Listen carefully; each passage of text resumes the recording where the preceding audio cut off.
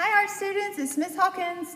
So now we're going to learn how to draw a portrait, a picture of a person with all the correct proportions. So proportion is a big word in this lesson, okay? So proportion is when you're talking about the size in relationships to other things, okay, in artwork. So for example, like the size of my eye in relationship to the size of my face, the size of my head, okay? It needs to be in proportion, okay? There's certain proportions, okay? So like the size of my head in proportion to the rest of my body, right? Or my arms, you know, like my legs, they're longer than my arms, okay? So those are all proportions, okay? So when you're drawing things realistically, and this is a realistic drawing, then you want to think about proportions, okay? Now, Leonardo da Vinci actually discovered some really cool proportions in the human body. One that we're not going to put on the drawing, but it's kind of fun. Your foot actually fits within your arm. So from your elbow, gross, right? Your elbow to your wrist, your foot fits right there. Everybody's does. There's a certain proportion that we all have. And the length of our wingspan, from fingertip to fingertip, if we stretch our arms out, you can't see all of me. If we do that, that's how tall you are. Leonardo da Vinci figured out all that stuff. He's a pretty smart man. A genius, really. And there are certain proportions in every person's face, okay? So we're going to talk about these as we do these, the drawing of how to draw a portrait proportionally correct, okay? Now, this is one I've already done, okay? So there are going to be things that you're going to want to erase later, okay? Like these dotted lines I'm putting on the person's face that helps you put things in the right place and the right size. So you're going to want to do your portrait, of course, with a pencil. Okay, I'm going to use a very black permanent marker so you can see, right? But I want you to do yours with a pencil, of course. And all these dotted lines that I'm going to be drawing, you may do, dotted lines are fine, but those are lines you're going to be erasing later, okay? So you do want to draw them very lightly. You don't want to use a marker like I'm doing. I'm doing this so you can see it, okay? All right, pull the drawing board a little bit closer so that you can see well. Okay, so this is a portrait, a picture of a person. So we're going to start with our head. Okay, so if you're looking at someone's head straight on, you see from here to here, the whole thing. All right, and that basic shape is an oval. Okay, so we're going to start with an oval. Nice big oval up top. And a good way to draw rounded shapes is to actually keep going around and around until you get it like you want it. And then you can go back and erase what you don't like. Okay, that's a good way to learn how to draw a circle or an oval, which is similar to a circle. But you keep drawing until you get it like you want it, and then you erase the bad stuff later. Okay, so to always draw lightly. All right, and I'm already going to have to switch markers because that one's dull. Okay, now the next part is really important, okay, and it's something that students struggle with sometimes. I have seen people take their paper and fold it and take the bottom to the top and press it a little to find the midpoint. Find the midpoint first and try to do it very well, okay? Because that's really important because that's what everything else works on, okay? It's kind of like our level up this year. Every level is important and each one builds on the next one. This first one's very important and you need to do it and you need to do it well, okay? So you got to find the midpoint. If you want to take the bottom of the circle, the oval, to press it to the next one, press there. You can even go as far as use a ruler. It's okay, but you need to find the midpoint from here to here and here to here, okay? So if we one way that I do it is take my fingers and move them at the same speed from one direction to the other. And right there is the center of that person's head, okay? Now in real life, the center of your head, if you go from top, from the bottom, and go slowly together, you'll end up right there, okay? So this is our jumping off point, okay? Right there, if you'll put your fingers right there like this, you won't be able to see because that's right where your eyes are. Actually, the pupil of your eyes lined up right from the center, okay? So I'm going to draw the first dotted line out from there, okay? You may have a little bit of a hard time seeing this, but I'll move it closer as we move along. Okay, so I did a dotted line from the center out, okay? That is where our eyes are going to go, actually the very center of those eyes. So a good way to draw eyes is to do a football shape, okay? A hump over the line and a hump under the line, like this.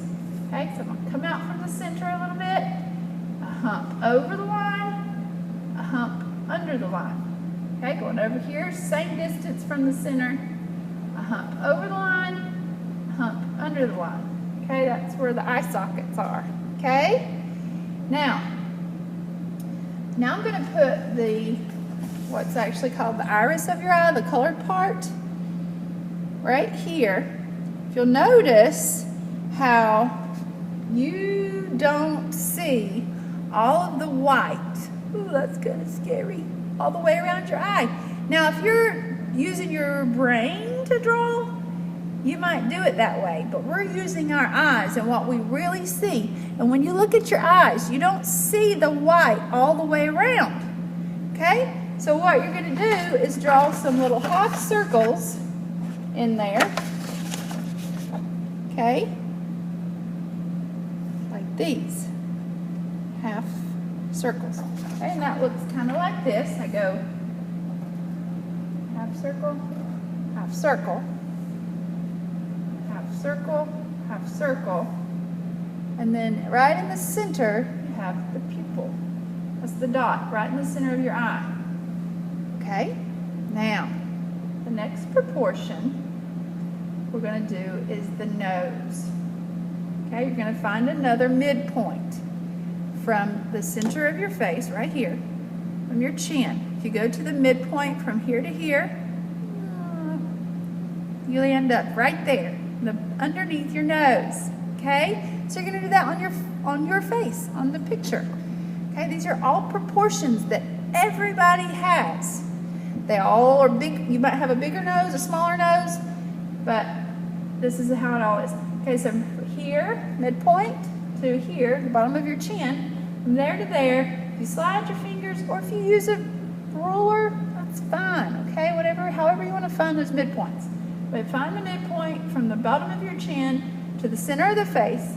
I'll slide my fingers together and look right there, okay? And that is the bottom of the nose, okay?